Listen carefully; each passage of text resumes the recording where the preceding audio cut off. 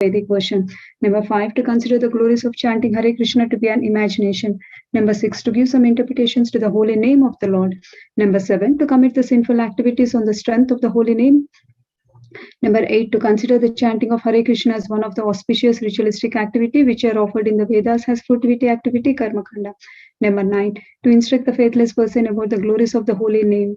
Number 10, to not have the complete faith in the chanting of the holy name and to maintain the material attachments even after understanding so many instructions on this matter. It is also an offense to be inattentive while chanting. Every devotee who claims to be a Vaishnava must guard against these offenses in order to achieve the desired success. Krishna Prema. Once again, I thank each and everyone for joining the Bhakti Sangha Japa conference call. Let us move to our next session, which is Srimad Bhagavatam class. Before that, may I know who all have joined the class this morning? Hare Krishna Mataji, Dandavat Pranam, Srila Prabhupada ki jai, Guru Maharaj ki jai. This is Arvindaksh from Chicago. Hare Krishna. Hare Krishna, Arvindaksh Prabhuji, Dandavat Pranam. Please accept my humble obeisances. Thank you so much, Prabhuji, for joining. Hare Krishna.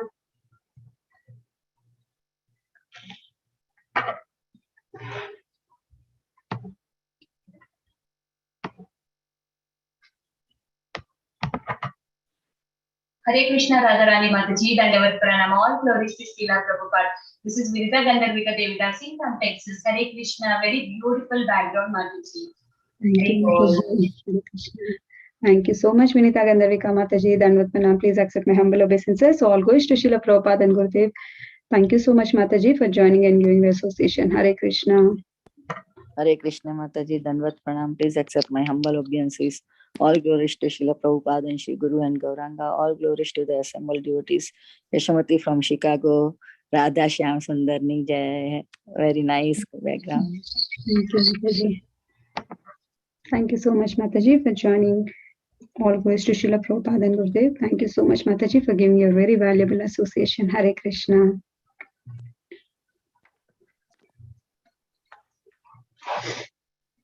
Hare Krishna, Radha Devi Mataji.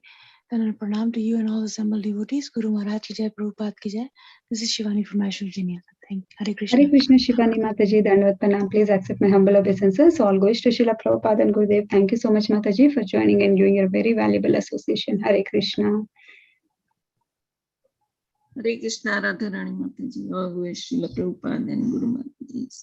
My humble obeisances to you and all devotees. This is Krishna Kumar Devidasi from Raleigh. Hare Krishna, Krishna Kumari Mataji, Dandavat Pranam. Please accept my humble obeisances. All goes to Srila Prabhupada and Gurudev. Thank you so much, Mataji, for joining and giving your very valuable association. Hare Krishna.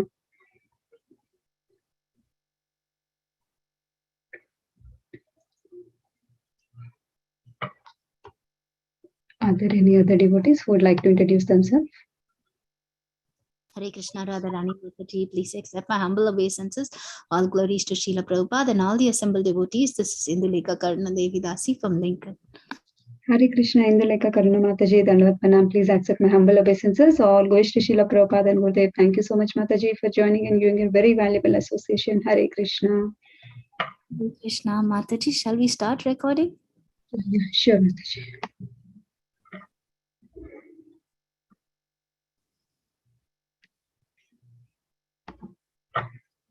I welcome each and everyone once again for the Bhakti Sangha Japa conference call. Today we are very fortunate to have His Grace Balaram Shakti Das Prabhuji to enlighten us on the topic Srimad Bhagavatam verse 5.17.1.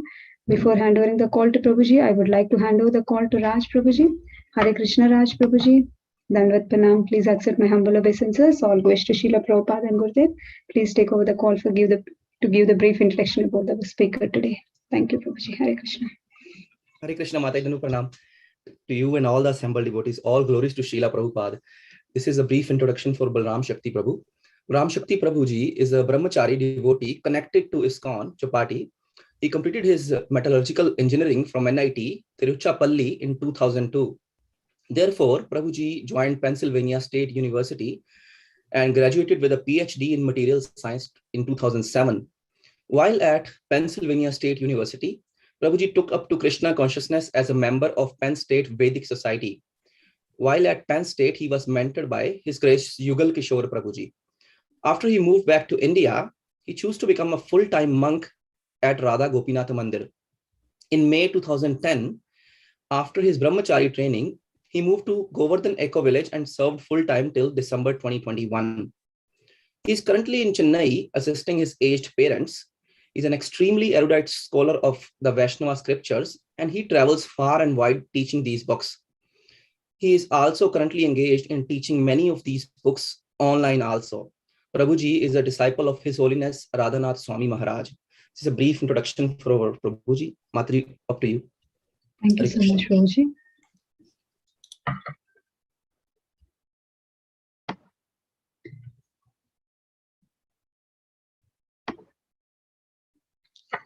Hare Krishna, Prabhuji. Dandavat Pranam. Please accept our humble obeisances. All goes to Srila Prabhupada and Gurudev. Thank you so much, Prabhuji, for giving your very valuable time and association. I would like to hand over the call to you. Hare Krishna. Hare Krishna Mataji, thank you very much. Om Vishnu Padaya Krishna Preshthaya Bhutale Srimate Bhakti Vedanta Swamini Namine. Namaste Saraswati Deve Gauravani Pracharine Vishesha Shunyavad Paschatya Deshatarine. Jai Shri Krishna Chaitanya Prabhu Nityananda Shri Advaita Gadadhara Shiva Sadi Gaura Bhaktavad. Hare Krishna Krishna Krishna Hare Hare. Hare Rama Rama Rama Hare Hare. Hare Krishna. So thank you all very much for joining this session, and thank you also for giving me an opportunity to share something on the topic of Srimad Bhagavatam. So today we are starting a new chapter. The chapter is titled The Descent of River Ganga. So we are going to do the first verse today. So we'll read the verse translation and then the purport and see what we can learn from today's verse. Okay. So first verse, it's a prose verse again. So I'll read the verse and then the translation. Shri Shuka Uvacha Tatra Bhagavatah Sakshad Yajnalingasya Vishnor Vikramato Vamapada Angushta Naka Nirbhinna Urdhva Anda Kataha Vivarenantaha Pravishta Ya Bahya Jaladhara Tacharana Pankaja Avanena Pankaja Avanenajana Aruna Kinjalka Uparanjita Akila Jagad Aghamala Apahopa Sparshanamala Sakshad Bhagavat Padi iti Anupalakshita Vacho Abhidiya Amanati Mahata Kalena Yuga Sahasra Upalakshanena Divo Murdani Avatatara Yattad Vishnu Padam Ahuhu. Long verse. I'll read the translation. Shukadeva Goswami said, My dear king, Lord Vishnu, the enjoyer of all sacrifices, appeared as Vamanadev in the sacrificial arena of Bali Maharaj. Then he extended his left foot to the end of the universe and pierced a hole in its covering with the nail of his big toe. Through the hole, the pure water of the causal ocean entered this universe as the Ganges river. Having washed the lotus feet of the Lord, which are covered with reddish powder, the water of the Ganges acquired a very beautiful pink color. Every living being can immediately purify his mind of material contamination by touching the transcendental water of the Ganges. Yet its waters remain ever pure, because the Ganges directly touches the lotus feet of the Lord before descending within the universe. She is known as Vishnupadi. Later she received other names like Jannavi and Bhagirathi. After 1000 millenniums, the water of the Ganges descended on Dhruvaloka, the topmost planet in this universe. Therefore, all learned sages and scholars proclaim Dhruvaloka to be Vishnupad. situated on Lord Vishnu's lotus feet.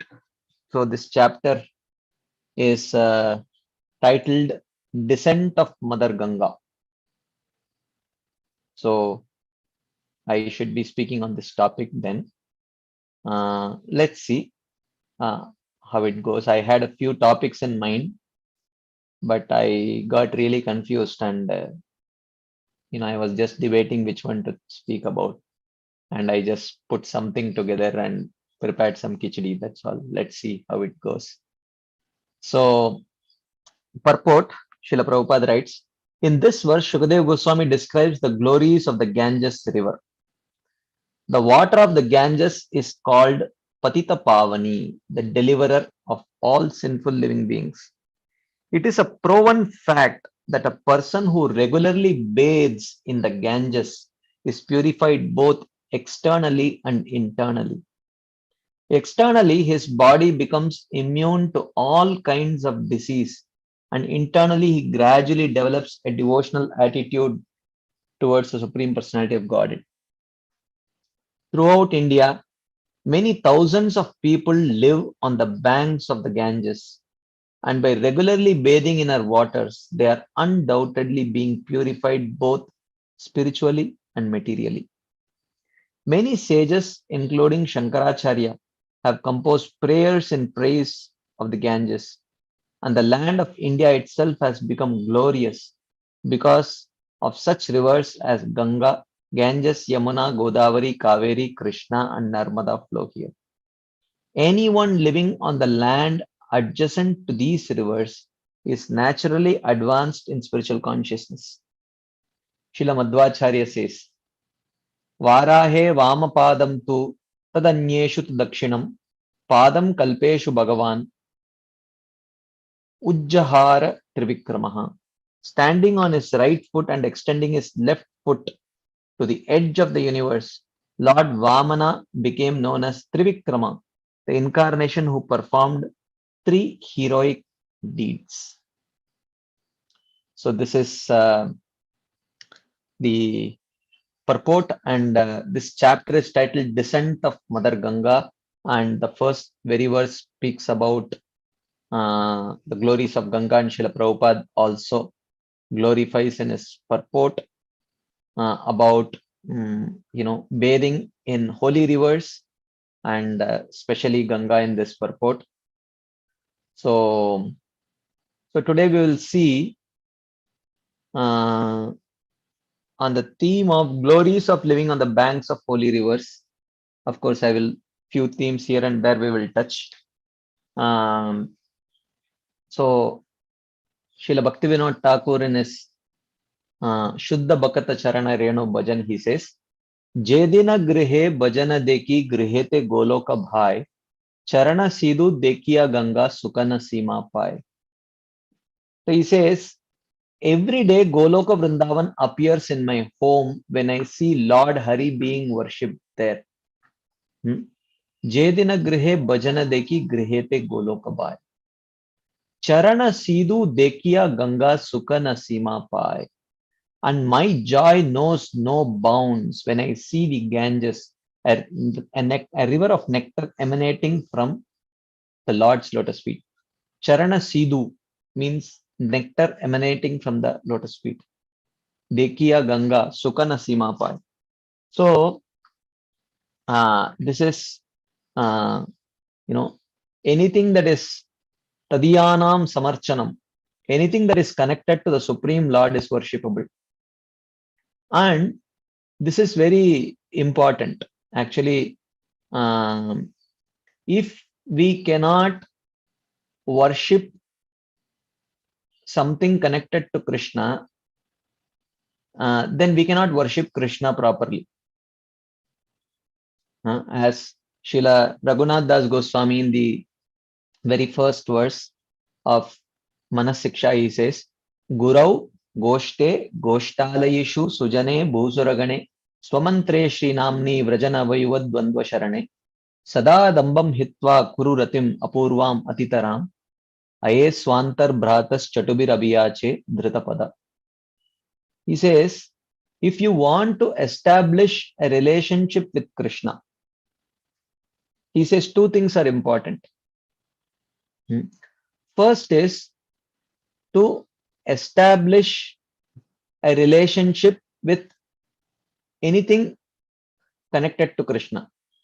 Things, people, places connected to Krishna. And the second thing is to give up material upadhis. Sada dambam hitva. Dambam means pride. And pride means we are proud of what we identify as and what we identify with, right? Who I am and what belongs to me. That's what we are generally proud of. So he says that Sada dambam hitva.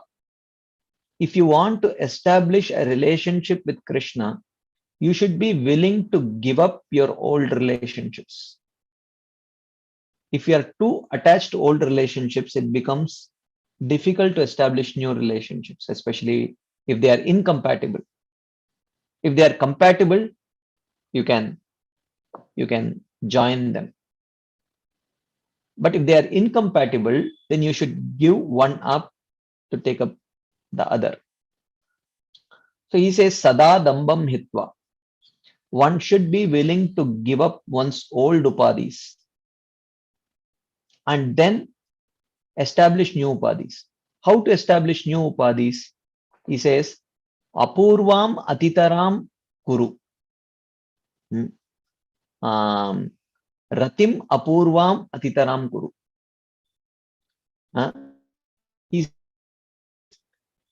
Apurva rati. One should establish an unprecedented affection, unprecedented love. Love or attachment that you have never had towards anything of this material world. Unprecedented because our attachment to things on this world are on the platform of false ego. So I am this body and I am the enjoyer, right? With that mood, we have attachment to things of this world. So he says, Apurvarati. Apurvarati means kind of attachment which you have not had towards anything of this material world, which means the kind of rati which is on the platform of true ego. True ego means what? Which is on the with the understanding that Jivera Swaruphoy Krishna Nityadas. Naham Vipro na Chanarapati napi Vaishyo na Shudro. Naham Varni na Chagrahapati na Vanasto Yatirva. Kintu Prodyan Nikila Paramananda Purnamritabdir. Gopi Bhartur Padakamalayor Das Dasanudas. With that understanding, any attachment that we develop towards people, things, places is Apurvarati on the platform of true ego. And the second meaning of Apurvarati is that it should be our attachment to things of this world are for Atmendriya Priti, for the purpose of our own enjoyment. But the kind of attachment that Srila Raghunath Das Goswami is requesting us to develop towards things, places, and people connected to Krishna should be on the platform of Krishnendriya Priti, with a desire to please Krishna, Krishna's senses, right? So, therefore, he says, so what are those things, places, and people? Gurau, the Shiksha Guru and Diksha Guru. Goshte. Goshte means Vrindavan. Vrindavan includes Vrindavan, Govardhan, Yamuna, and everything. So, Gurau, Goshte, Goshtalayeshu, the Vrajavasis. Sujane, the Vaishnavas. Bhusuragane, the Brahmanas. Swamantre, the Gayatri mantra that one receives from one spiritual master. Shri Namni, the holy name of the Lord. Vrajanavayuva Dvandva Sharane. And the process of surrendering to the youthful divine couple of Vrindavan. So these are, we have to try to establish a relationship with these 8 things, right? Sadadambam, So someone is telling slides are not moving because I am not moving the slides. I am just speaking what is coming to my mind. Yeah. So I have not put them on the slides. I'm just sharing certain things which are just coming to my mind. So therefore, descent of Mother Ganga. Mother Ganga is Vishnupadi. She emanates directly from the lotus feet of Krishna. So anything related to Krishna, we have to develop this Apurvarati. And therefore, in this purport and in this verse, Ganga is glorified in her connection with Krishna. So anything that is connected to Krishna, we have to develop this Apurvarati. Right? So there is this famous verse from the first canto of Srimad Bhagavatam. So this is glorifying. Let's see. Ya Vailasat Shri Tulasi Vimrishra Krishnangri Renvabhyadikambu Netri Punati Sheshanubayatra Lokan Kastam na Seveta Marishyamanaha. So this is talking about Parikshit Maharaj, who has come to the banks of this river, which river we will see, to fast till death while practicing Krishna consciousness, while practicing bhakti. So he says, what is the potency of this place that he has chosen to meditate and perfect his life? He says, Kaha Marishyamanaha. Who is that person at the point of death? Tamna Seveta would not serve Ganga. Why? Why should one serve Ganga at the time of death? What is so special about Ganga? He says, just hold on for me.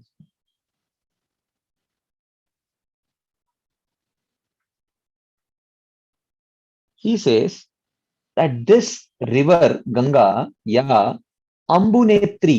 Ambu means water, Netri means she carries. A river carries water. So Ganga also carries water. So what is so special about Ganga? He says, Abhyadika. Ganga is made excellent. She is excellent. She is no ordinary river. Why is she so excellent? Krishna Angri Renu Ambunetri. Because she is not carrying ordinary water. She is carrying Charanamrita. She is carrying that water which holds the dust from the Supreme Lord's lotus feet. Krishna Angri Renu Abhyadika Ambunetri. Ambunetri she carries. Right? And not only that, Lasat Shri Tulasi Vimishra. Not only the water contains the dust from the lotus feet of Krishna, but that is also mixed with the most auspicious Tulsi Devi also. So what is the end product? Punati Lokan. It has the capacity to purify the whole world. Sa Ishan, along with their leaders. Ubhayatra, inside and outside, above and below. So it has the capacity to purify the whole world along with its leaders, right? And this includes Lord Shiva also. Yat Shaucha Nishrita Sarit Pravarodakena Tirtena Murdnyadikritena Shiva Shivobu. Bhagavatam says. Yat Shaucha Nisrita Sarit Pravarodakena Tirtena Murdnyadikritena Shiva Shivo Abut. Lord Shiva is called Lord Shiva. Shiva means auspicious. So Lord Shiva is called Shiva because he bestows auspiciousness. Why does he bestow auspiciousness? Tirtena Murdnyadikritena, because he is holding Mother Ganga on his head. Why is that so? Why is Ganga so auspicious?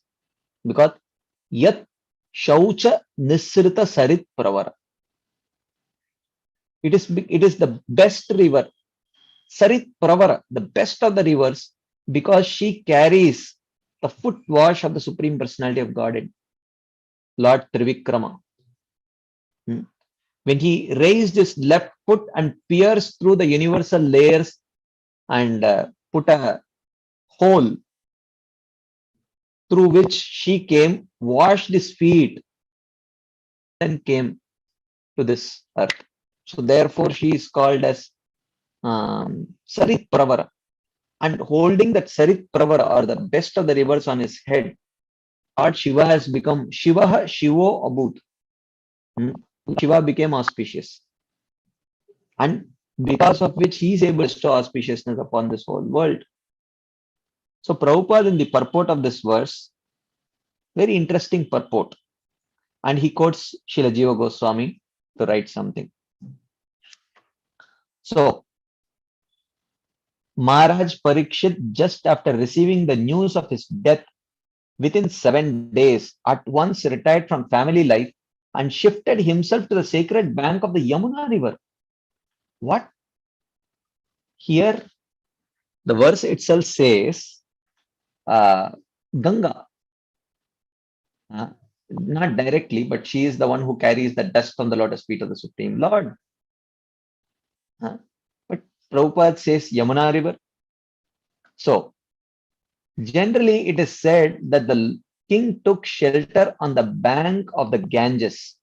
But according to Srila Jiva Goswami, the king took shelter on the bank of the Yamuna, because both Yamuna and Ganga flow near Delhi, which was the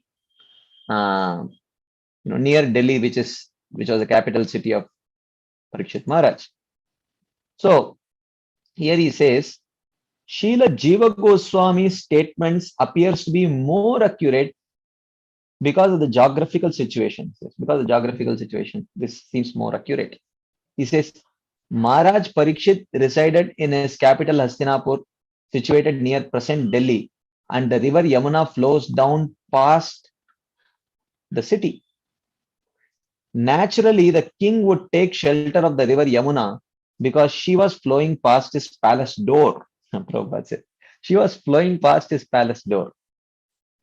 But one may say, fine, geographically what you say is right, but the kind of description glorifying that river, the way the river is glorified, this seems more appropriate to Ganga only, right? How can you glorify Yamuna Devi like this? So he says, and as far as sanctity is concerned, the river Yamuna is more directly connected with Lord Krishna than the Ganges, because it says, it does not say Krishna, this says Krishnangri Renu, it does not say Bhagavatangri Renu. Of course, Krishnangri Renu can be used for Ganga also, there is no problem with that, because Lord Vamana is an expansion of Krishna only. But Krishnangri Renu more directly indicates Mother Yamuna than Mother Ganga. He says, the Lord sanctified the river Yamuna from the beginning of his transcendental pastimes in this world. As soon as he came, he took birth in the prison house of Mathura. The first water that touched Krishna was Yamuna's water, and she directly touched the lotus feet of Krishna when Vasudeva was carrying him over his head. Okay, he says, while his father Vasudeva was crossing the Yamuna with the baby Lord Krishna for a safe at Gokula on the other bank of the river, from Mathura the Lord fell down in the river, and by the dust of his lotus feet the river at once became sanctified. It is especially mentioned herein that Maharaj Parikshit took shelter of that particular river, which is beautifully flowing, carrying the dust feet of Lord Krishna mixed with tulsi leaves. Lord Krishna's lotus feet are always besmeared with the tulsi leaves, and thus as soon as his lotus feet contact the waters of the Ganges and the Yamuna, So Prabhupada says, Ganges and the Yamuna, the rivers become at once sanctified. The Lord, however, contacted the river Yamuna more than Ganges. According to the Varaha Puran, as quoted by Srila Jiva Goswami, there is no difference between the water of the Ganges and the Yamuna, but when the water of Ganges is sanctified 100 times, it is called the Yamuna. Right? Similarly, it is said in the scriptures that 1000 names of Vishnu are equal to one name of Ram, and 3 names of Lord Ram are equal to one name of Krishna. So, Srila Prabhupada, even though the verse seems to speak about Ganga in the first canto verse, but Prabhupada in the purport says, by quoting Srila Jiva Goswami, says that it is more appropriate that the river described here should actually be Yamuna, he establishes. So, following in the footsteps of Srila Prabhupada, even though this chapter is titled The Descent of Mother Ganga, which I am sure the esteemed speakers who are going to come up next will definitely glorify Mother Ganga. But following in the footsteps of Srila Prabhupada and Sri Chaitanya Mahaprabhu, we will take this opportunity to glorify Mother Yamuna. So, which, of course, even though in one sense, the Mother Yamuna got very intimate association of the lotus feet dust of Krishna, but Chaitanya Mahaprabhu was merciful to Mother Ganga also, that he actually invested all the dust from his feet in Mother Ganga by performing all childhood pastimes in Mother Ganga. In fact, Chaitanya Mahaprabhu's association with Mother Ganga was completely physical.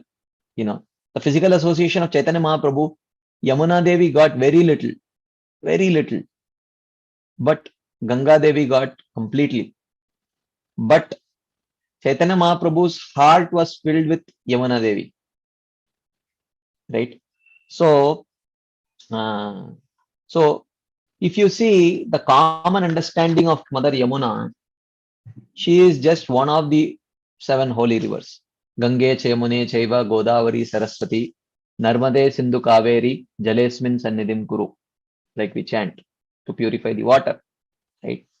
So she is one of the 7 holy rivers. Gange Chayamune Chaiva Godavari Saraswati Narmade Sindhu Kaveri. 7. One of the 7 holy rivers. This is the common understanding of Yamuna. But as Gaudiya Vaishnavas, we have to learn to appreciate everything, including Vrindavan, Srimad Bhagavatam, Yamuna, Govardhan, and everything through the eyes of Sri Chaitanya Mahaprabhu. Right?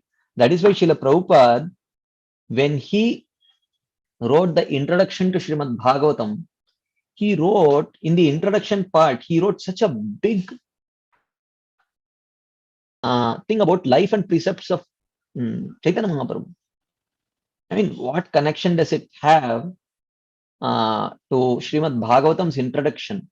Why should one write about the life and precepts of Sri Chaitanya Mahaprabhu? Because Sri Chaitanya Mahaprabhu was the ideal relisher of Srimad Bhagavatam. And he was the one who established that Chaitanya Mahaprabhu is the topmost praman. Sorry, Srimad Bhagavatam is the topmost praman. Right? Aradhyo Bhagavan Rajesha Tanayas Tadhama Vrindavanam Ramya Kachidupasana Vrajavadu Vargenaya Kalpita Srimad Bhagavatam Pramanam Amalam Prema Pumarto Mahan Shri Chaitanya Mahaprabhor Matamidam Tatradaro Napara. So it is appropriate that we approach this subject matter through. So, even though Chaitanya Mahaprabhu, Ganga got the physical association of Chaitanya Mahaprabhu, and Yamuna Devi got the mental association of Sri Chaitanya Mahaprabhu, right? Or rather, Chaitanya Mahaprabhu sought the association of Yamuna while giving his physical association to Ganga. More, of course. So learning to see Yamuna Devi through the eyes of Shri Chaitanya Mahaprabhu. Okay, this is a small thing that we will do. I just cut paste few sections of Chaitanya Charitamrita where Chaitanya Mahaprabhu is remembering Yamuna Devi, just so that we can meditate on the mood of Chaitanya Mahaprabhu and the appreciation that he had for Mother Yamuna, right? So first Chaitanya Mahaprabhu and Nityanand Prabhu at Shantipur. So you all know this, right? Shri Chaitanya Mahaprabhu, after taking sannyas and while traveling through the Rad Desh. So Rad Desh is that part of Bengal where Mother Ganga is not flowing. And he was so eager to go to Vrindavan immediately after his sannyas. And on the way, he meets Nityananda Prabhu. So the conversation goes.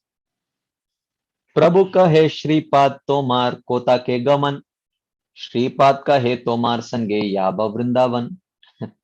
So Chaitanya Mahaprabhu asked Nityananda Prabhu, Shripad, tomar kota ke gaman? Where are you going? Oh, Nityananda Prabhu. Nityananda Prabhu said, tomar sange yaba Vrindavan. That I am going with you towards Vrindavan. Like that. Prabhu he kata dure ache Vrindavan, teho kahen karaye Yamuna darshan. So when Lord asked Nityananda Prabhu, kata dure ache Vrindavan, how long is Vrindavan from here? Teho kahen karaye Yamuna darshan. Oh, just see, don't you see Yamuna flowing here? We have almost reached Vrindavan, like that. Actually, it was Shantipur and it was Mother Ganga who was flowing, right? So he says, Etabali anila tare Ganga sannidhane, aveshe prabhura haila Ganga re Yamuna jnane. Etabali anila tare Ganga sannidhane. Saying this, Nityananda Prabhu took Chaitanya Mahaprabhu Ganga sannidhane, near the Ganga. Aveshe prabhu haila Ganga re Yamuna jnane. So accepting that Ganga or thinking that Ganga to be Yamuna, in his ecstasy, the Lord became very ecstatic, right? Aho bhagya yamunare pailun darashan, eta bali yamunara karenastavan. The Lord said, Aho bhagya, how fortunate, how fortunate. Yamunare pailun darshan. Now I have seen the river Yamuna, right? So eta bali yamunara karenastavan, and thinking and meditating on Yamuna, Chaitanya Mahaprabhu began to offer prayers to Yamuna, right? So this is the famous verse that he offers, Madhya Leela. Chidananda bhano sadananda suno paraprema patri drava brahma gatri aghanam lavitri jagatshema datri bhavitri kriyano vapur mitra putri. So this is the verse that he chants while, as soon as he remembers Yamuna. Of course, this is not offered while he was in Yamuna. He was on the banks of Ganga and he is offering this prayer. So he says, Chidananda Bhano. Oh river Yamuna, you are the blissful spiritual water. Chidananda. Spiritual bliss. Chid, spiritual Ananda bliss. And Sada Paraprema Patri. Patri means to bestow. Sada means always, she always bestows Paraprema, the supreme love. To whom? Nanda Sunoho, to the son of Nanda Maharaj. Chidananda Bano Sadananda Suno Paraprema Patri. Nanda Sunoho Paraprema Patri. She bestows the supreme love for Nanda Sunu Krishna. Drava Brahma Gatri. Drava Brahma means Brahma is spiritual, Drava is liquid. You are liquid, you are spiritual liquid. Drava Brahma Gatri. You are the spiritual liquid from the same water from the spiritual world. Aghanam Lavitri. Aghanam means all the sins. Lavitri means destroys. She destroys all the sinful reactions. Right? Jagat Kshema Datri. And you bestow all auspiciousness in this world. Mitra Putri. Mitra here refers to Surya Dev. Mitra Putri, you are the daughter of Surya Dev. Pavitri Kriyan Naha Vapuhu. Please purify our body also. Naha Vapuhu, our bodies. Pavitri Kriyan. Please purify our body also. Like that, immediately he started offering prayers to Mother Yamuna while standing on the banks of Mother Ganga. Right? This was the mood of Chaitanya Mahaprabhu. And this happens again and again and again and again. He was always thinking of Mother Yamuna. So, then Chaitanya Mahaprabhu on the banks of Godavari. So we saw him on the banks of Ganga. Now we are on the banks of Godavari in South India. So we have gone to Eastern India on the banks of Ganga at Shantipur. Now we come to South India on the banks of Godavari when Chaitanya Mahaprabhu is just going to meet Ramananda Rai. Right? This is also in Madhya Lila 8th chapter. Purvavata Vaishnava Kari Sarva Loka Gane Godavari Tire Prabhu Aila Kata Dine. As previously, Shri Chaitanya Mahaprabhu converted to Vaishnavism many people he met on the road. Kata Dine, after some days, Prabhu Godavari Tire. So he reached the banks of Godavari. Godavari deki haila Yamuna smaran, tire vana deki smriti haila Vrindavan. Godavari deki haila Yamuna smaran. As soon as he saw Godavari, he started remembering Mother Yamuna. Tire vana deki smriti haila Vrindavan. And when he saw the forest surrounding Godavari, he remembered Vrindavan. Right? So this is Chaitanya Mahaprabhu in South India. In East India, he was in Shantipur, he was seeing Ganga, he remembered Yamuna. And in South India, seeing Godavari, he remembered Yamuna. Right? And again going back to East India in Jagannath Puri. Right? So Chaitanya Mahaprabhu is in Jagannath Puri, and in Jagannath Puri is famous not for any river, it is famous for the ocean. Right?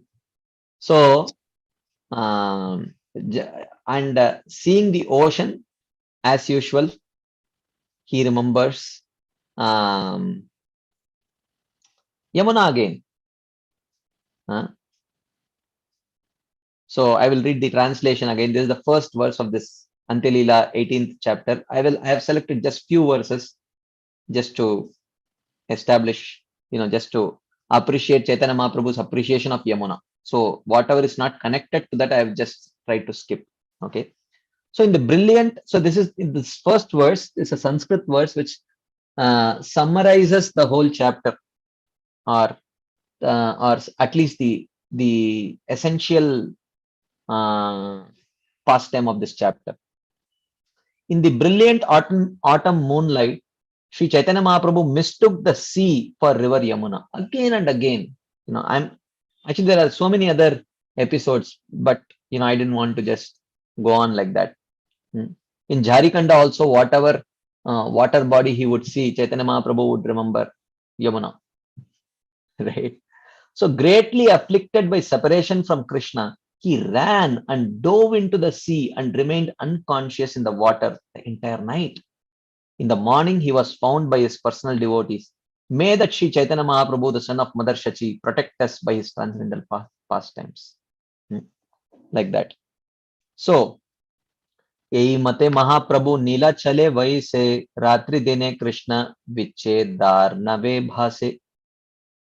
While thus living at Jagannath Puri, Sri Chaitanya Mahaprabhu floated all day and night in an ocean of separation from Krishna. He will float in the saltwater ocean also. But now he is telling he was floating metaphorically in the ocean of separation from Krishna. So separation from Krishna is a metaphorical ocean in which Chaitanya Mahaprabhu was day and night constantly floating. शरत काले रात्रि सब चंद्रिका उज्जवल प्रभु निज गण लैया बेडान रात्रि सकल. During a night of the autumn season, when a full moon brightened everything, Sri Chaitanya Mahaprabhu wandered all night long with his devotees. So this was a full moon night in the autumn season, and this is in Puri Kshetra, and Chaitanya Mahaprabhu along with his devotees is roaming around. उद्याने उद्याने ब्रह्मेण कौतुक देखीते रास लीला गीत श्लोक पढ़िते सुनीते. So he was walking udyana udyane brahmena kautuka dekite. So he walked from garden to garden, seeing the pastimes of Lord Krishna. Rasa Leela Gita Shloka Padite Shunite. So he was reciting and singing and reciting and hearing the verses and songs concerning the Rasa Leela. On this particular day, this was what was happening. On the full moon night, on an autumn full moon night, he was roaming Jagannath Puri along with his devotees, and he was hearing about the Rasa Leela. Prabhu prema veshe karen gana narana kabu bhava veshe Rasa Leela no karana. Prabhu prema veshe karen gana nartan. So in complete ecstatic love, he would dance and sing. Kabu bhava veshe Rasa Leela no karana. And sometimes he would start imitating the Rasa Leela.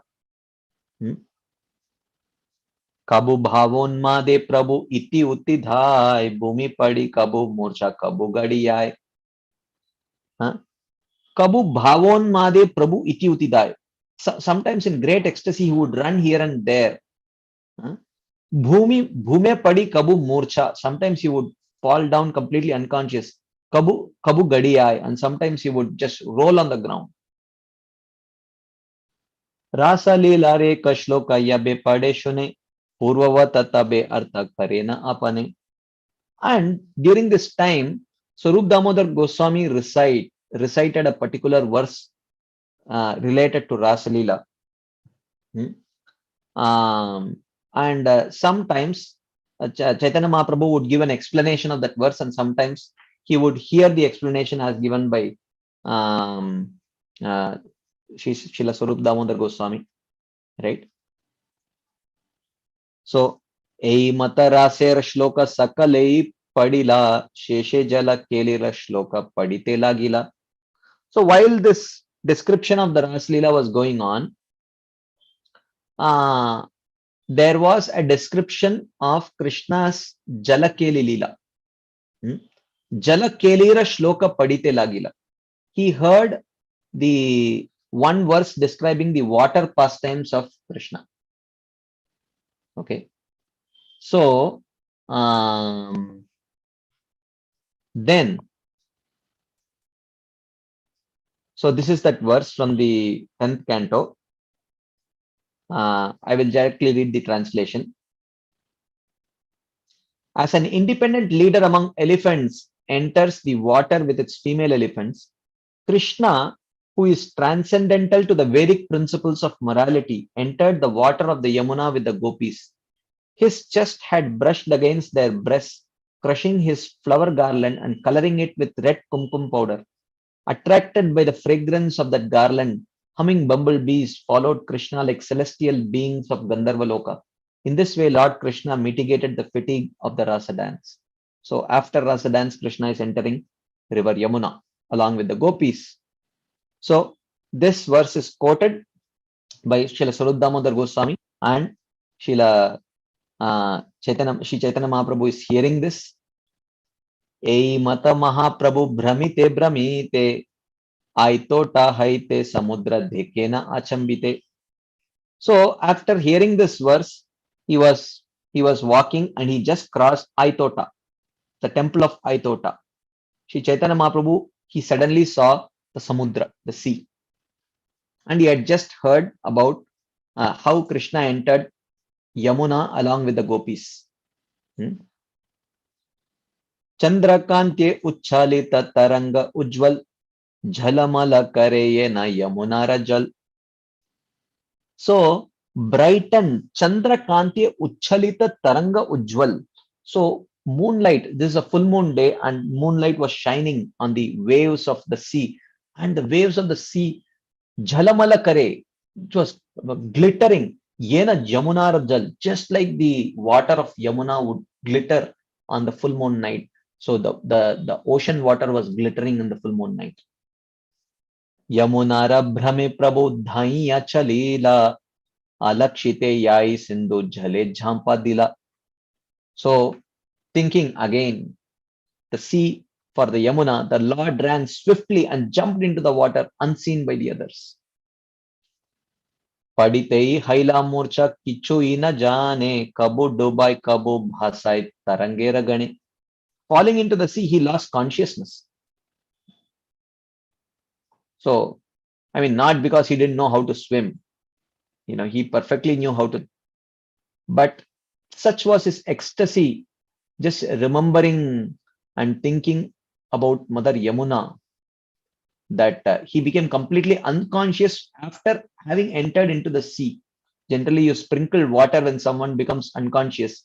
Here is Chaitanya Mahaprabhu entering into an ocean and becoming unconscious, not because he drank water or he was drowning. He was not drowning in that ocean. He was drowning in an ocean of separation from Mother Yamuna. So Kabu Dubai, Kabu Bhasai Tarangera Gane. Sometimes he sank beneath the waves and sometimes he floated above them. Tarange Vahiya Fire Yena Shushka Kashta Kebuji Te Pare Chaitanyera Nata. So the waves carried him here and there like a piece of dry wood. Kebuji Te Pare Chaitanyera Nata. Who can understand this dramatic performance of Shri Chaitanya Mahaprabhu? You know.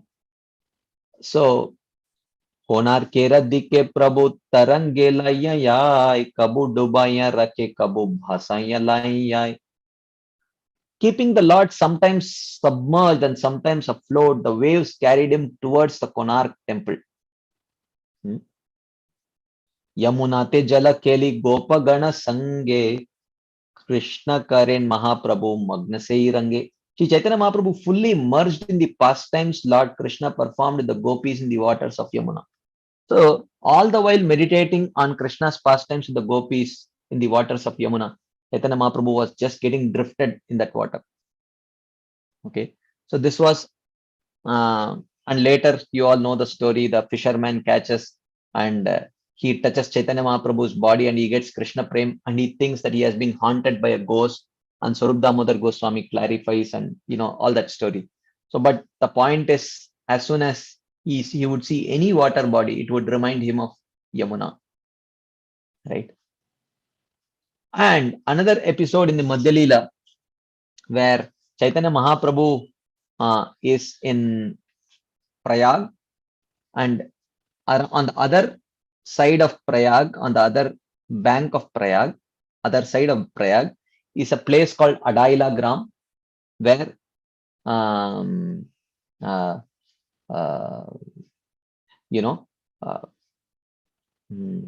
Vallabhacharya is staying there. So Vallabhacharya, Chaitanya Mahaprabhu is going to meet Vallabhacharya. Vallabhacharya has come, he has seen Chaitanya Mahaprabhu, is very impressed, and he has seen Rupa Goswami and Anupam, and he is very impressed, and he wants to host Chaitanya Mahaprabhu. So he arranges for a boat to take them to the other side. That is the episode. Okay, this is from Prayag to Adaila Gram. सगणे प्रभु रे but नौका ते चढ़ाइया भिक्षा दी ते निजगरे चलीला लाइया. Vallabha Bhattacharya then put Shri Chaitanya Mahaprabhu and his associates aboard a boat and took them to his own place to offer them lunch.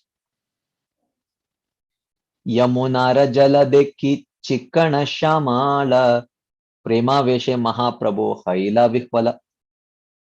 So So, Prayag is Triveni Sangam, Ganga, Yamuna, Saraswati, everything comes.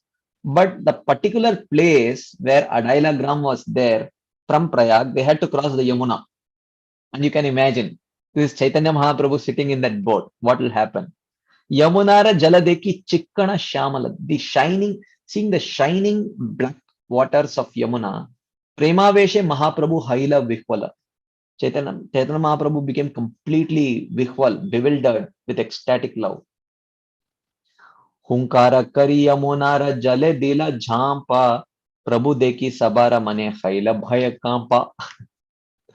So Hunkara kari jamunara jale dila jhampa. As soon as Chaitanya Mahaprabhu saw the waters of Yamuna, he jumped into the river. Prabhu deki sabara mane haila bhaya kampa. And as soon as they saw Chaitanya Mahaprabhu in this mood, everyone's heart started to tremble in fear.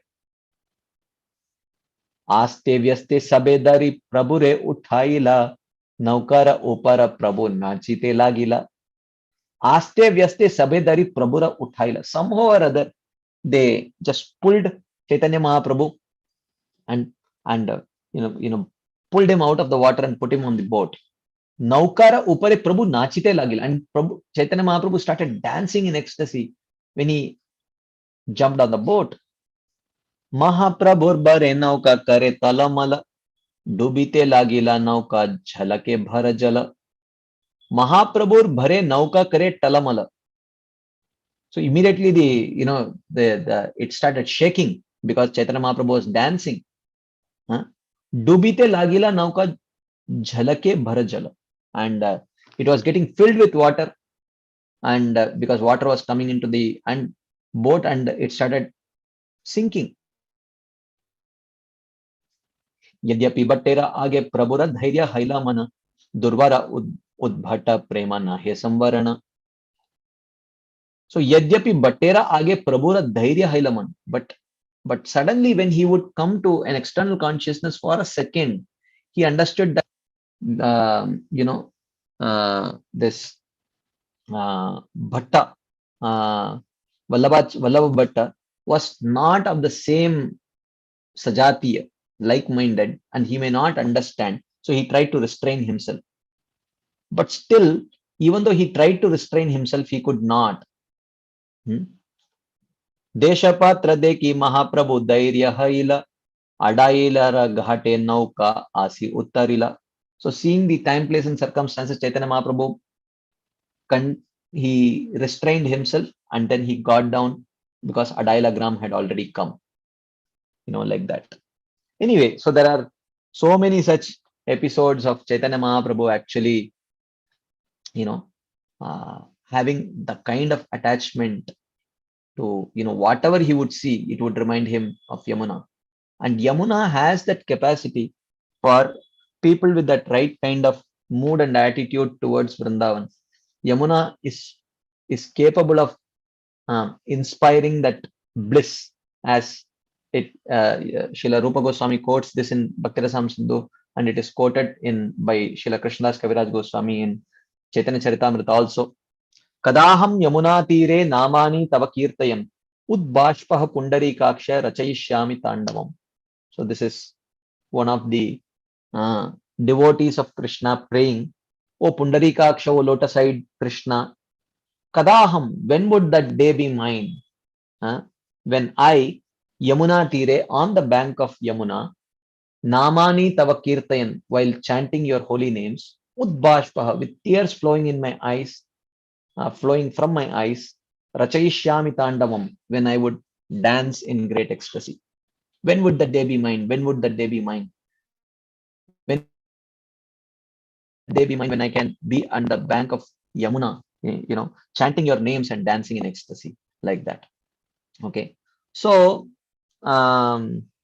therefore, here was Chaitanya Mahaprabhu while staying on the banks of Ganga, while giving her physical association, was constantly from within the heart meditating on Yamuna. So for Gaudiya Vaishnavas, both Ganga and Yamuna are very special. Ganga, because Ganga got the physical association of Mahaprabhu.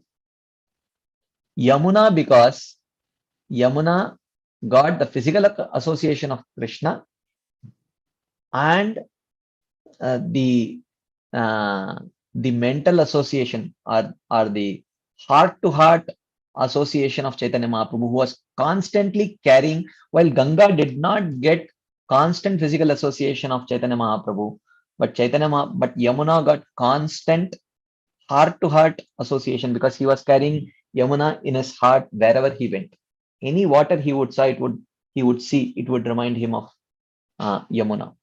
So therefore, for Gaudiya Vaishnavas, Yamuna is definitely more special in one sense. So therefore, historically, there was a debate that happened in Akbar's assembly, where there were a group of who were establishing the supremacy of Ganga to be the greatest river. Of course, Jiva Goswami had no interest in these kind of debates, right? But he felt that the patronage of Akbar would be very good. So he went there, and he very beautifully and systematically, by quoting many verses, very powerfully established that how Mother Yamuna is more glorious than Mother Ganga.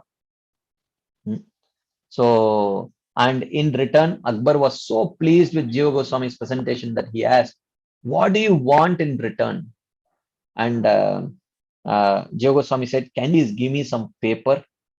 Because I have so much to write, but I don't have papers, and so much time is going on just making these palm leaves. If you can give me some paper, then I can write." I mean, this is amazing, right? So, and in one sense, it was by Yamuna Devi's mercy that we have all the writings of Jiva Goswami available, because by glorifying Mother Yamuna, even a king belonging to a different religion got so inspired by Jiva Goswami that he gave him papers, because paper was such a valuable commodity in those days, and because of which we have all these books, the Shat Sandarbhas and Krama Sandarbha, and Gopal Champu, and so many such books Jiva Goswami has literally written, to the extent that we all know that in Banaras Hindu University there is a separate department dedicated to Jiva Goswami's writings. There is so much research that is happening there. So all that in our Sampradaya, he is like the Vyasadeva for Sampradaya in one sense. And all that has something in connection with Yamuna. So he glorified Yamuna, of course. He would have even otherwise, written, but still, Yamuna Devi's role is very much there, right? So but we do see, the material vision. We do see Yamuna very dirty, and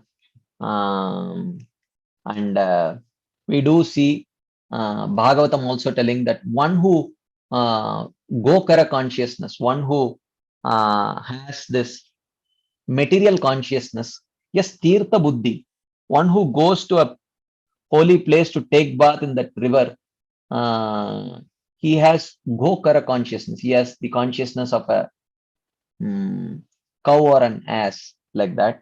So how do we understand? There is a beautiful purport that Prabhupada writes in Chaitanya Charitamrita Madhya Leela, 16th chapter, 281st purport. I have not put it here. It's a long purport, so I thought I will directly read it from the folio. So I'll just pause this slide for a second and move on to the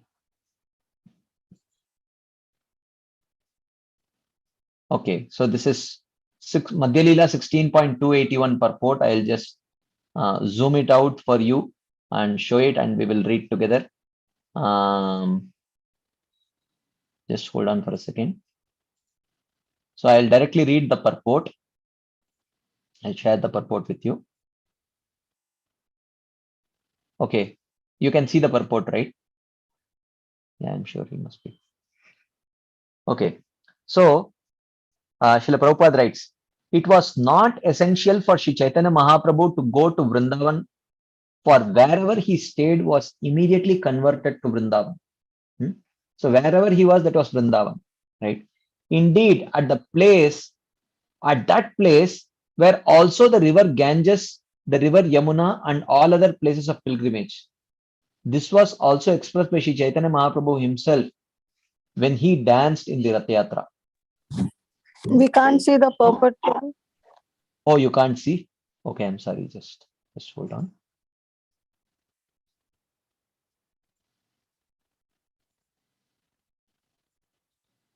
Okay, now can you see? Yes, Yes. Yes, Prabhu. Okay. Okay. So he says, yeah.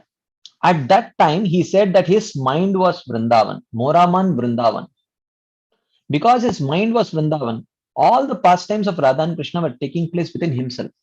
So here, Prabhupada is writing, okay, if wherever Chaitanya Mahaprabhu stays, it is Vrindavan. As Prabhupada also said, wherever my temples are, they are non-different from Vrindavan, Prabhupada said. So if that being the case, then why was Chaitanya Mahaprabhu really trying to go to Vrindavan? Wherever he is, that is Vrindavan only, right? So nonetheless, just to teach people, he visited Bhauma Vrindavan, Vrindavan Dham in this material world. In this way, the Lord instructed everyone to visit Vrindavan Dham, which is a very holy place, because he wanted to teach that. So he says, materialists consider Vrindavan Dham an unclean city, or you can say materialists considered Yamuna a complete, you can say like a dirty river in which all kinds of garbage is dumped in today's day and age. Because there are many monkeys and dogs there. Of course, when Prabhupada was there, monkeys and dogs were the distraction in Vrindavan. Nowadays, there is all kinds of distraction. Okay. And along the bank of Yamuna, there is refuse. So in those days when Prabhupada was there, along the banks of Yamuna, there were refuse. But now, in one sense, from a materialistic vision, you cannot distinguish Yamuna from refuse only, because that's the kind of pollution that has happened. Some time ago, a materialistic man asked me, why are you living in Vrindavan? Why have you selected such a dirty place to live or retiring? So Prabhupada says, such a person cannot understand that the earthly Vrindavan Dham is always a representation of the original Vrindavan Dham. Consequently, Vrindavan Dham is as worshipable as Lord Krishna. Aradhyo Bhagavan Rajesha Tanayas Tadhama Vrindavanam. According to Sri Chaitanya Mahaprabhu's philosophy, Lord Sri Krishna and his abode Vrindavan are equally worshipable. Sometimes materialistic people who have no spiritual understanding go to Vrindavan as tourists. The first time I visited Vrindavan, I went there as a tourist only, because it was, in fact, not even Vrindavan. I went to Mathura, because Vrindavan I did not even know during that time. And I went to Mathura also because I had come to Agra to see the Taj Mahal. And in fact, Mathura happened to be close, and they told that, you will get a lot of peda there. So we visited Mathura, and also we knew that it was Krishna's birthplace. So, we went there as a tourist only, right? Sometimes materialistic people who have no spiritual understanding go to Vrindavan as tourists. One who goes to Vrindavan with such materialistic vision cannot derive any spiritual benefit. Such a person is not convinced that Krishna and Vrindavan are identical.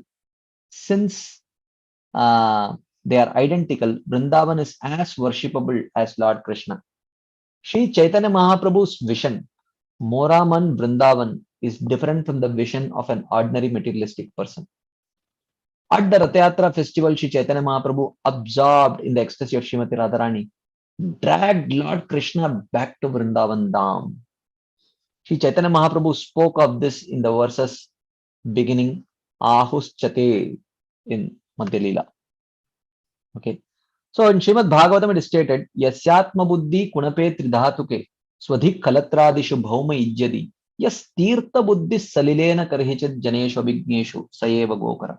So he says that yes, tirtha buddhi, one who goes to a place of pilgrimage simply to take a bath, he is considered to be like an ass or a cow. But taking bath in Yamuna is not like that. Even if one may go with that kind of an attitude, Yamuna purifies that person, right? So he says, Sri Chaitanya Mahaprabhu personally renovated Vrindavan and Dham and advised his chief disciples Rupa and Sanatan to develop it and open it to attract the spiritual vision of the general populace. So that general populace can understand, what is this Vrindavan? And then Prabhupada writes further. I don't want to read the whole thing. So you can always read, but this is very nice purport that, but how on one side is the materialists who see it with material vision.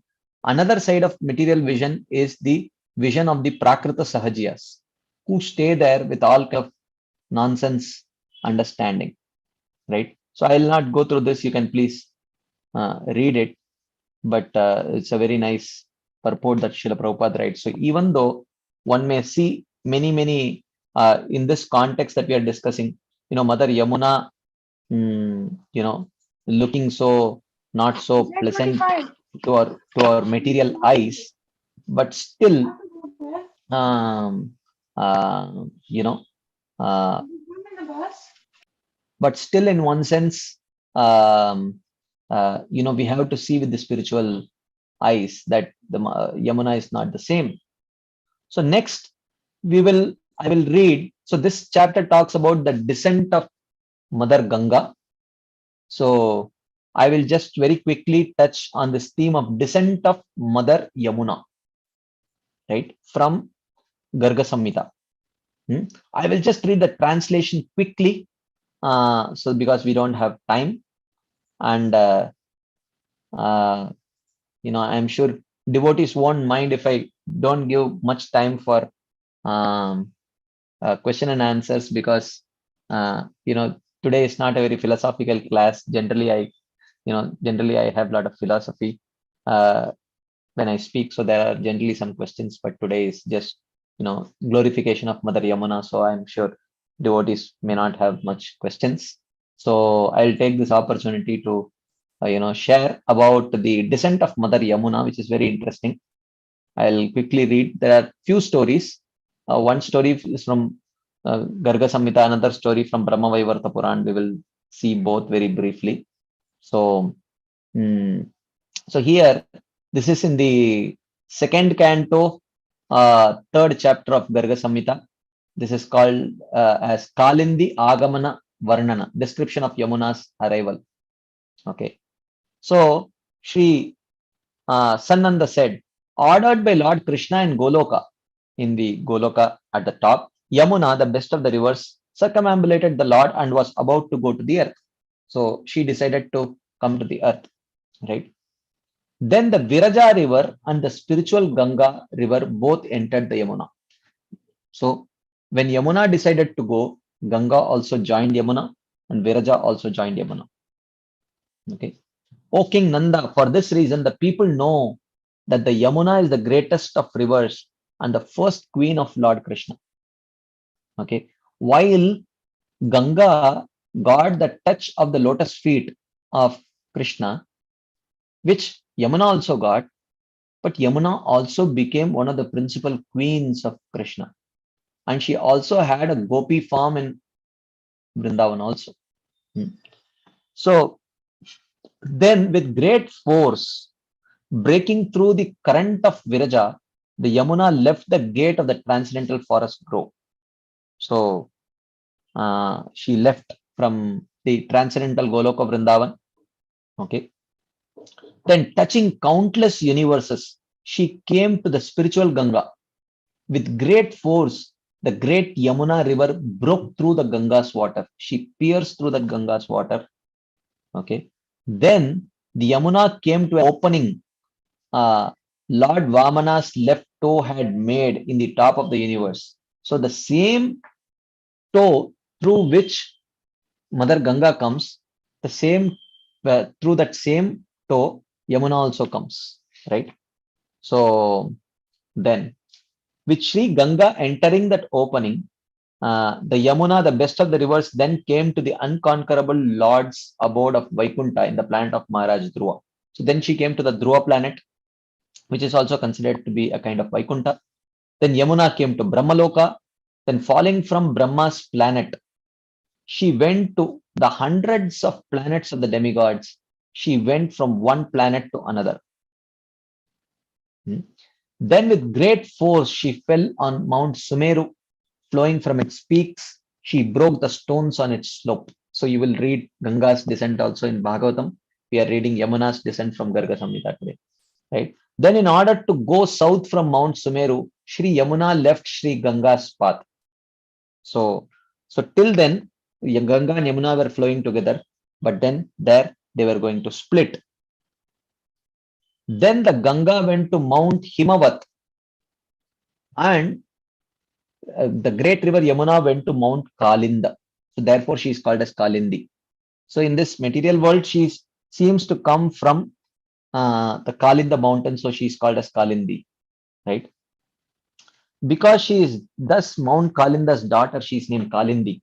Flowing from Mount Kalinda's peaks and breaking the hard rocks on its slopes, the sacred Kalindi swiftly flowed on the earth, purifying the countries she passed. Then she entered the Khandava forest. Okay. Then, wishing to attain Lord Krishna, the original Supreme Personality of Godhead, as her husband, the Kalindi assumed a splendid spiritual form and performed great austerities. So here you see, actually, there is another story of how she performed austerities here. So if you see, why does the eternal associate of Supreme Lord, why does she have to perform austerities to attain the Supreme Lord? Actually, whenever the eternal associates, the Nitya Parshadas, they descend, sometimes some qualified Devata counterparts also join. So she is also called as the daughter of Yamaraj. So the actual daughter of Yamaraj, the daughter of sun god, and the sister of Yamaraj, she is called. So these are like generally the Devata counterparts. So when the eternal associate Yamuna, she descends, sometimes qualified Devata counterparts also enter their body. Just like Drona and Dhara, they entered into the body of Siddhas, Nanda and Yashoda during the Bhauma Vrindavan pastimes, and then they got trained. So similarly, the Devata counterpart Yamuna also enters. Actually, Yamuna is eternally a Gopi expansion of Vishaka. So there is this other story from Brahma Vivarta Puran about Yamuna Devi's descent, where Vishaka Devi's expansion is another Gopi called as Viraja. So this Viraja Gopi, once Krishna went to spend time with Viraja Gopi, and he became late his appointment with Radharani. When Radharani came to know about it, she became very angry and she cursed Viraja Gopi to go to material world. And eventually when Viraja Gopi became very morose and she begged for forgiveness, then she said, don't worry, there, she said, you go to the material world and become a river. And then she came, but then she told that Krishna will come and marry you, like that. So so this is one understanding. This is one story, and the other story we are discussing here. So there is this Devata expansion also, and there is another story about how such Devata expansion, she gets like so much even outside Vrindavan. Actually, it is mentioned that when Yamuna flows and enters Vrindavan, she goes and comes in a round way. She generally, rivers come and they flow, But Yamuna completely circumambulates the whole Brajamandal and then she leaves, right? So literally the river. So that it is mentioned that when she flows out of Vrindavan, only the Devata counterpart flows out of Vrindavan. But the spiritual Yamuna, the Nityasiddha associate of Krishna, she never leaves Vrindavan. She stays there only. Okay.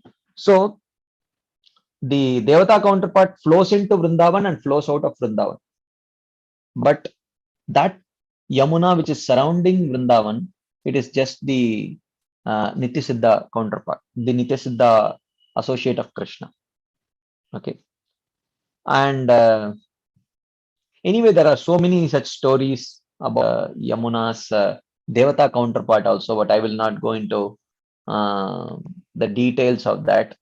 Many times when many of the Puranas, the kind of stories that they give about Yamuna Devi being the wife of ocean, right? So this is all in one sense like talking about the Devata counterpart. This is not the generally the Puranic stories talk about the goddess, the not the eternal associate Yamuna, but the Devata counterpart Yamuna, like that. Anyway, so talking about this this thing, so Yamuna Devi is descending. She's performing some austerities, and even today she stays in a water house her father has made for her. Then the Kalindi swiftly entered the Vrajamandal. So now she is entering Vrajamandal. Then she flowed through Vrindavan, beautiful Mathura, and beautiful secluded Mahavan. As the very beautiful leader of the many gopis, Shri Yamuna made her home in Shri Goloka to perform the Rasa dance with Shri Krishna Chandra. So she made her home the Goloka of Vrindavan only. As she left Vraja, so she does not leave Vraja, this is described. She became overwhelmed with feelings of separation. Filled with tears of bliss and love, she turned west. So she didn't want to leave. So she turned and came around Vrindavan. She started circumambulating Vrindavan only. So the Nityasiddha Yamuna Devi, she keeps circumambulating Vrindavan. The Devata counterpart only leaves. Okay. Then bowing 3 times to Vrajamandal, she went to very holy Prayag, purifying the countries she passed. So then she passed through Prayag. Then she passes through the Milk Ocean, which is there around the, she actually passes through the oceans. And then she meets with Ganga. So at some point, Ganga and Yamuna meet. And at that point of time, Yamuna Devi is now, while one part of her eternal consort is staying here, but she also goes back to Goloka Vrindavan in another expansion, right? So she meets Ganga, and she spoke to Ganga with emotion. So Yamuna Devi said, "Oh Ganga, you are so fortunate. You purify all the universes. You are born from Lord Krishna's lotus feet. That's why you are called as Vishnupadi. And everyone bows down before you alone. So now I am going back to Lord Hari's abode. So can you also come with me? So you belong there. You should come. And there is no one as glorious as you," like that she says. Then in response, Ganga Devi said, he said that it is true. I contain all the holy places, but I bow down before you. And what I'm going to speak may embarrass you, but please forgive me, for these are not inappropriate words, she says. Right? He says, "Oh dark Yamuna, you are actually the fortunate one. You purify all the universes. You are born from Lord Krishna's left shoulder, and your form is full of transcendental bliss. You are most perfect and complete. You are worshipped by all. You are dear to Sri Krishna, the Supreme Personality of Godhead. Oh dark Yamuna, I bow down to you. You are the first queen of Lord Krishna. The holy places and demigods find it difficult to attain you. Even in Goloka, it is difficult to attain you. By Lord Krishna's order, I must go to Patal Loka now. I am unhappy to leave you, but I cannot go with you. So she said, Krishna has ordered me to go to Patal Loka, so I have to go to Patal Loka. So I cannot join you, so you please go back.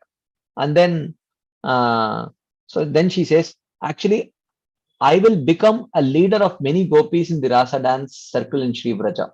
She says that. So I think Ganga Devi is also one of the manjaris called as Vara Prema Manjari. So she says that please forgive me for my inappropriate words. Then she went to Patal Loka, and how passing through the 7 oceans in Bhumandala, about which you must have heard from Pavaneshwar Prabhu. She again, how she traces back to go to Goloka Vrindavan. The description is there, small description. I will just leave it there, right? So she goes back. So this is about the descent and ascent of Yamuna Devi, as described from Garga Samhita, right? So descent of Mother Yamuna from Garga Samhita we saw, and the descent of Mother Yamuna from Brahma Vaivarta Purana also we saw. Radharani cursing the Viraja Gopi, who is an expansion of Vishaka Devi. And then we also discussed about the eternal associates and their Devata counterparts. So finally, we will end today's discussion in our glorification of Yamuna by reading Shri Rupa Goswami's glorification of Yamuna Devi in the form of Shri Yamuna Ashtakam. Okay. So, of course, we don't have time, and it has 9 verses, which are all very beautiful. So we will just have the time to see the basic meaning of the shlokas. So, Bhraturanta Kasya Pattane Abhipatti Harini Prekshayati Papi Nopi Papa Sindhu Tarini Neera Madhuribi Rapya Sesha Chitta Bandini Mam Punatu Sarvadara Vinda Bandhu Nandini. So the last line will keep repeating. Mam Punatu Sarvada. Please always purify me. Who? Aravinda Bandhu Nandini. Aravinda is lotus. Aravinda Bandhu is the friend of lotus. His son, Suryadev. Nandini, the daughter of Suryadev. Mam Punatu Sarvada Aravinda Bandhu Nandini. So that is the refrain which, in every paragraph we see the last line, right? So who is this Yamuna Devi? Bhratur Antakasya Pattane Abhipatti Harini. So Bhratu, the brother of Mother Yamuna, is Yamaraj. Yama Yami. In Mathura there is a Yama Yami temple. So Bhratur Antakasya Pattane. Antakasya Pattane is the realm of Yamaraj, hell. Abhipatti Harini. Those who touch her will be saved from the Yamaraj's abode, her own brother's abode. Why?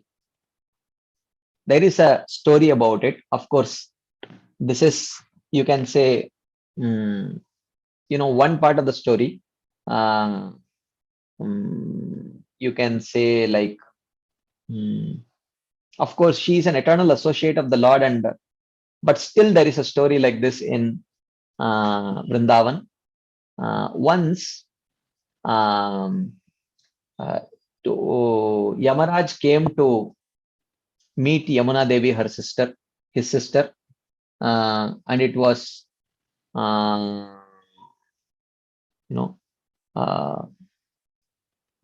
Bhaubij, and or her, it was her Yamadvitiya. It was Yamadvitiya, and she served him very nicely. Her brother, it was her birthday. He had come. She served him very nicely, and he asked for a benediction. And she said, "Whoever takes bath in my waters, they should not come to your abode." This was the benediction that she asked. He said, Tatastu, may you have it. Like that.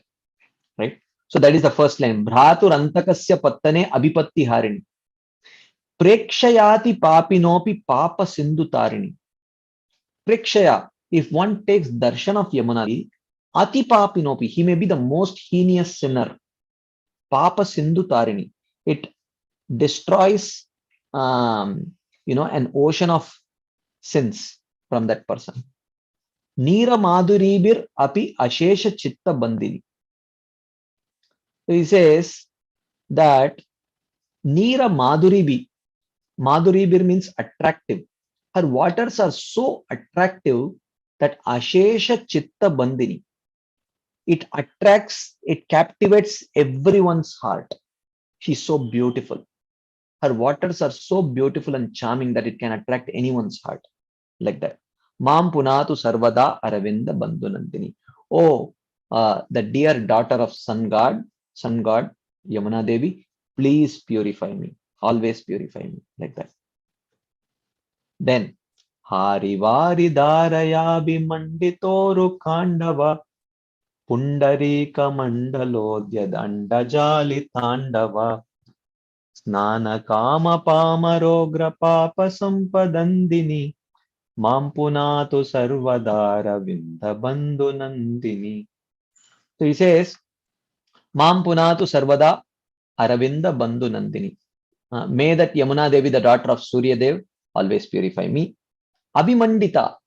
Yamuna Devi adorns Uru Khandava. Indra's massive Khandava forest. Hari Vari Dharaya, with her enchanting current. She adorns, so she flows through the Khandava forest. Pundarika Mandalodyat Andajali Tandava. And Yamuna has all these beautiful white lotuses which are blooming in Yamuna, and sitting on top of that, many beautiful birds dance. Tandava, they dance on top of those lotuses. This is a beautiful description of the beauty of Mother Yamuna. Snana Kama Pamara Ugra Papat Sampad Andini. Sitting in the United States. Snana Kama Pamara. If you are just hankering to take bath in the waters of Yamuna, she relieves that person of the greatest of sins. So, Mam Punatu Sarvada Aravinda Bandhu Nandini, like that.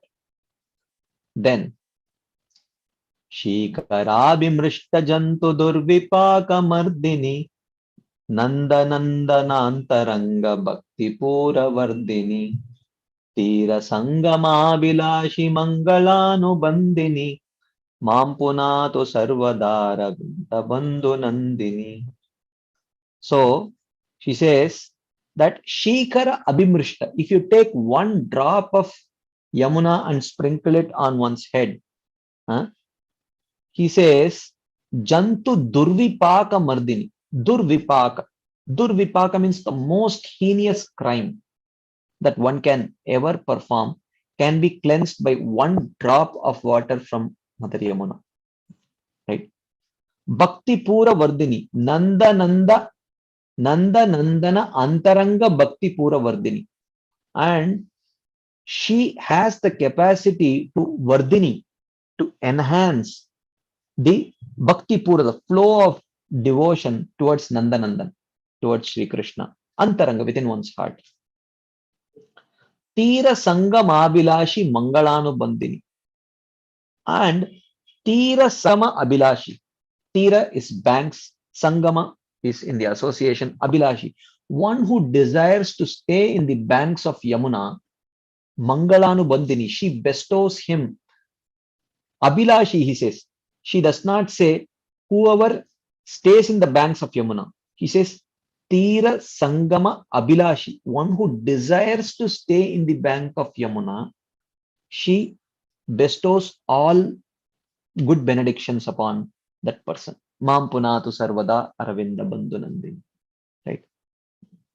So, Dvipa Chakravala Jushta Sapta Sindhu Bedini Shri Mukunda Nirmitoru Divya Keli Vedini Kanti Kandali Virindra Neela Vrinda Nindini Mampunatu Sarvadara Vinda Bandhu Nandini.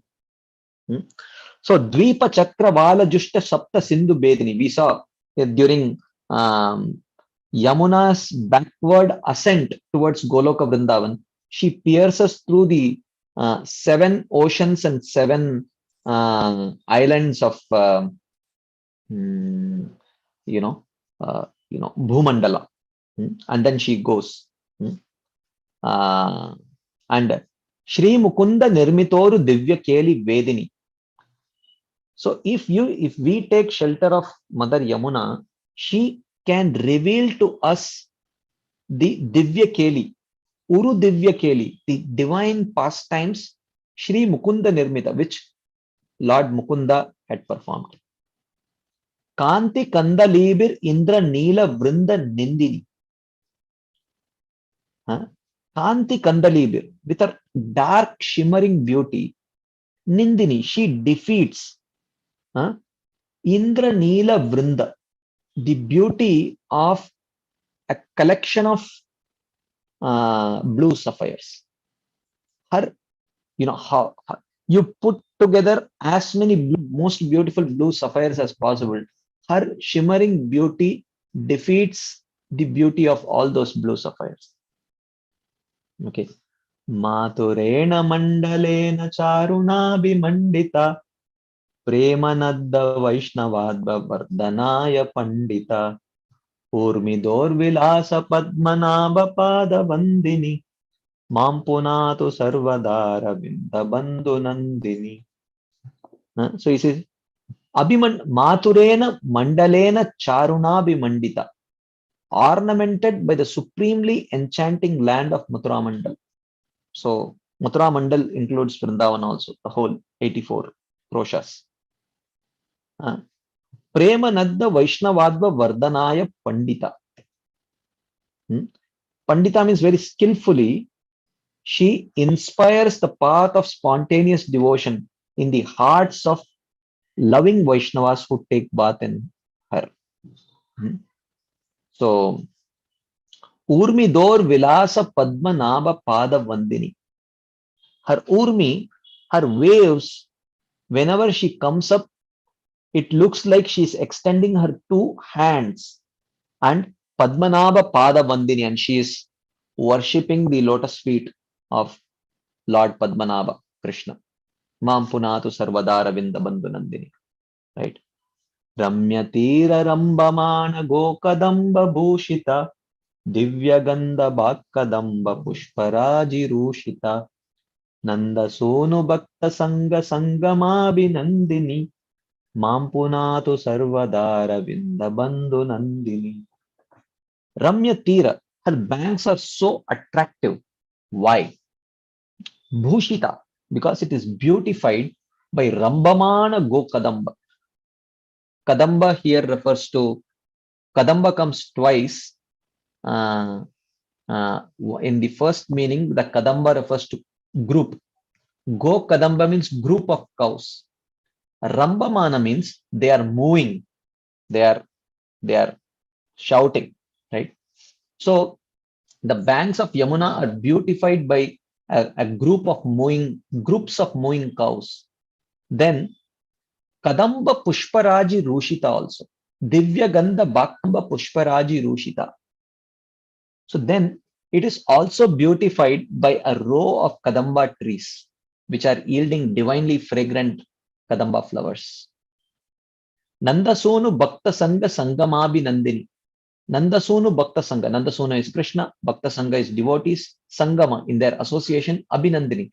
She greatly rejoices whenever devotees comes to her banks or jumps inside her waters and give her their association and takes her association. She takes great pleasure in that. Mam Punatu Sarvada Aravinda Bandhu Nandini. O son, O daughter of sun god Suryadev, please always purify me. Fulla Paksha Mallikaksha Hamsa Laksha Kujita Bhakti Vidda Deva Siddha Kinnarali Pujita Tira ganda vaha ganda janma bandha randini. Mampunatu sarvadara vinda bandhu nandini.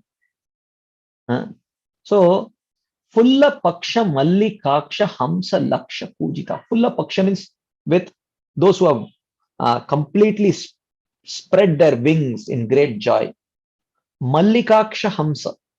Mallikaksha Hamsa are a special type of swans.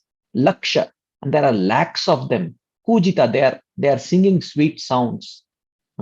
So, so these kind of beautiful, very special birds are there in Yamuna. Bhakti Vidya Deva Siddha Kinnarali Pujita. And she is always worshipped by devotees, Siddhas, Kinnaras, Gandharvas, all are glorifying Yamuna Devi. Tira Gandha Vaha Gandha Janma Bandha Randini. You don't have to even go to Yamuna. If you even come in touch with the wind that is carrying, the breeze which has touched the waters of Yamuna, Janma Bandha Randini, we will not have to take birth again. If even the breeze carrying the breeze which has touched the waters of Yamuna, and if it touches you, then still such a person will not have birth again. Chidvilasa pura bhurbhuvaswarapini kirtitapi durmadharu papamarmatapini Ballavendra Nandanangar Raga Bhanga Gandini Mampunatu Sarvadara Vindabandhu Nandini. Chit Vilasa Varipura. Her water is full of splendid spiritual water. Bhur Bhuvaswarapin, and she has crossed through Bhuloka, Bhuvarloka, Swargaloka, and everything. Kirtitapi Durmadoru Papa Marmatapini.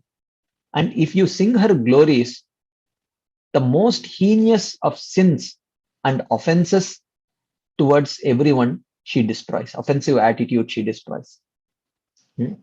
Ballavendra Nandana Angaraga Banga Gandini. And she is so fragrant because she has washed away the scented oils which are adorning the body of Krishna. Mampunatu Sarvadara Vindabandhu Nandini. And then finally, the 9th verse actually is the Falashruti. Tushta Buddhi Rashtakena Nirmalorvi Cheshtitam Vamanena Bhanuputri Sarva Deva Veshtitam Yastaviti Vardayasva Sarva Papa Mochane Bhakti Pura Masya Devi Pundarika Lochane. O Bhanuputri, O Suryaputri Devi, O Pundarika Lochane, O lotus-eyed goddess, Vardayasva, please increase Bhakti Puram, the flow of devotion. Please increase the flood of devotion, asya, of that person, yes taviti, of that person who chants ashtakena, these 8 verses, tushta buddhi, with a happy heart, whoever sings this Yamunashtakam. Srila Rupa Goswami is requesting personally Yamuna Devi to bestow upon that person Nirmalormi Cheshtitam. So please increase the devotion of that person who chants these 8 verses with a happy heart unto you, having a very pleasant mood towards you. And who are you? Nirmalormi Cheshtitam. Your movements are very pure. Sarva Deva Veshtitam, and always the Devatas surround you. Sarva Papa Mochane, and you deliver one from all the sins. Like that, this is personal recommendation of Srila Rupa Goswami to Yamuna Devi, that whoever reads or studies or chants these Ashtakam, Yamuna Ashtakam, let Yamuna Devi increase their Krishna prem. Like that. So, thank you very much, Shri Yamuna Devi ki jai. Hare Krishna. So, thank you all very much. Sorry, I took extra time. I don't know if there are any questions. Maybe there might be some comments, corrections. I'll pause here. Hare Krishna, Prabhuji. Hare Krishna, Mataji. Thank you so much for such a beautiful class, Prabhuji. Can you hear me? Right? Hare Krishna. Thank you, Mataji. Yeah, you are explaining so nicely about the Chaitanya Prabhu with Mother Ganga and Yamuna Devi, beautiful stories, and Jiva Goswami debates and asking for the king for the paper. That was very nice, Prabhuji. And the descent of Mother Gange and Mother Yamuna. But lastly, you are saying that Yamunastakam was so beautiful, Prabhuji. Thank you so much. As you requested, we all should read that daily. And Srila Rupa Goswami also suggested us to do that. And thank you so much, Prabhuji. So as you are saying, you have time, right, Prabhuji, for the questions if anybody have, or Yeah. Hare Krishna devotees, if anybody have any other questions or realizations to Prabhuji, you can please go ahead. Hare Krishna, Prabhuji. Thank you. Hare Krishna, Mataji. Hare Krishna, Prabhu. Thank you so much, Prabhuji. Such a wonderful class, Prabhu. Prabhu, I had this doubt, what makes a devotee more dearer to Krishna than the other?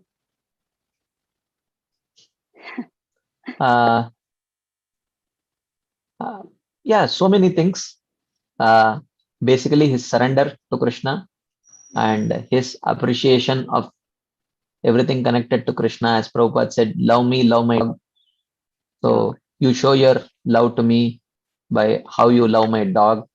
So, by loving everything that is connected to Krishna, we are showing that, yes, I really value your association, like that. So especially Vaishnavas. Yeah, so the reason I asked, because both are rivers, both are glorious, Yamuna Devi, Mother Yamuna and Ganga, and still for us, glorious, Yamuna is more. And the thing I was wondering, is it like, this is my concoction, so please correct me, Prabhu, is it like when when it comes to Ganga, and when we read Shiv Chalisa, if you read, it feels as if Ganga has everything to do with Shivji, and then, but when it comes to Yamuna, we know Yamuna only because her connection with Lord Krishna and nobody else. But when it comes to Ganga, she has a history with so many other people.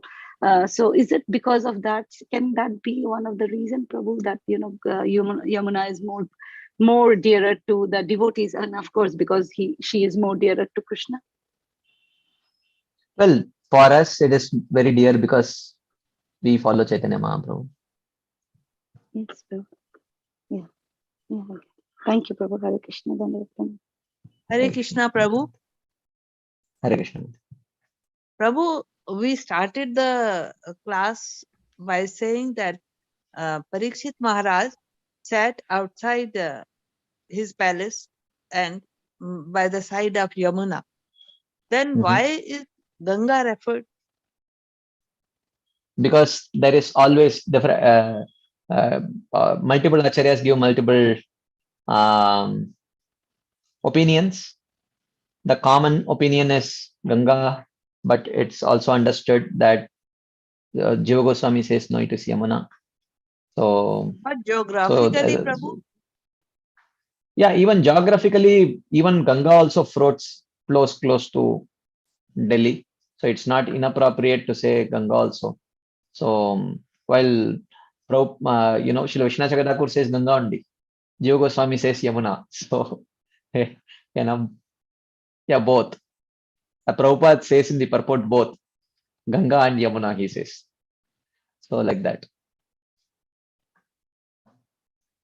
Thank you, Prabhu. Hare Krishna. Hare Krishna. Hare Krishna. Hare Krishna, Prabhuji. Hare Krishna. I think you muted, or Please by go mistake ahead, I muted you. Okay. Yeah. Okay. Anyone? Okay, someone can. Yeah. Go ahead, Matu. Hare Krishna, Prabhuji, Dandavat Pranam. Thank you for such a beautiful class.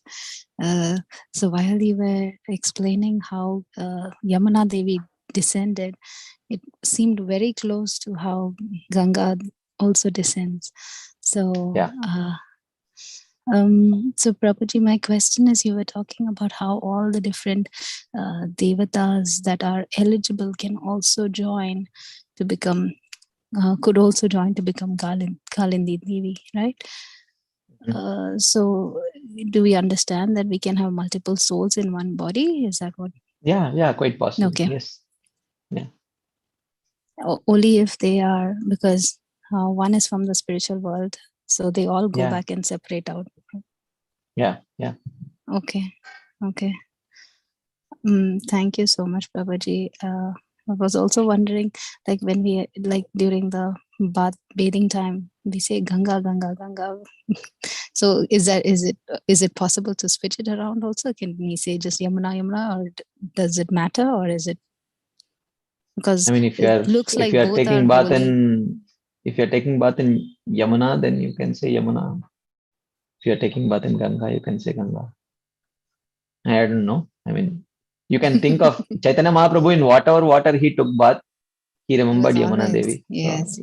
So Very we can follow beautiful them. pastimes of Lord Chaitanya Mahaprabhu. Prabhuji, thank you so much for sharing. Hare Krishna. Does anyone? Yeah. Anybody have any other questions? Hare Krishna, Prabhuji, Danvat Pranam. This is Valli. Danvat Mataji.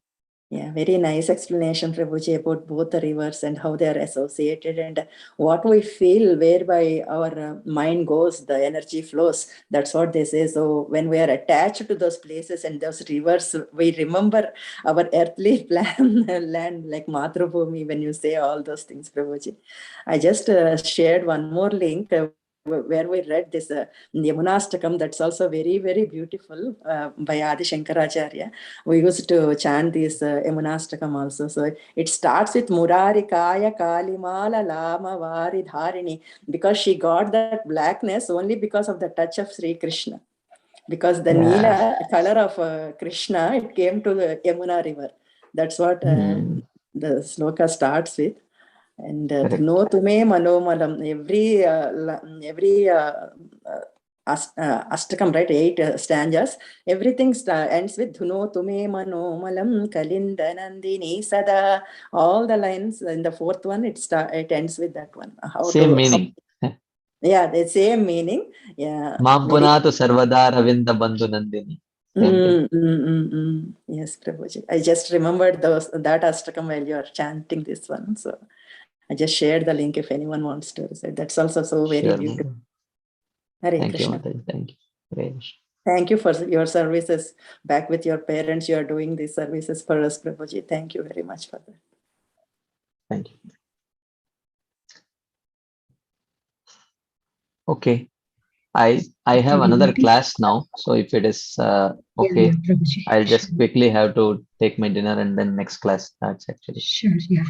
Thank you so much. Thank you so much, Prabhuji, for your wonderful class and amazing explanation, Prabhuji. Thank you, Hare Krishna. Hare Krishna. So with Prabhuji permission and all other devotees permission, we can end the call here. Let's pay our obeisances to Prabhuji. Vancha kalpataru Srimad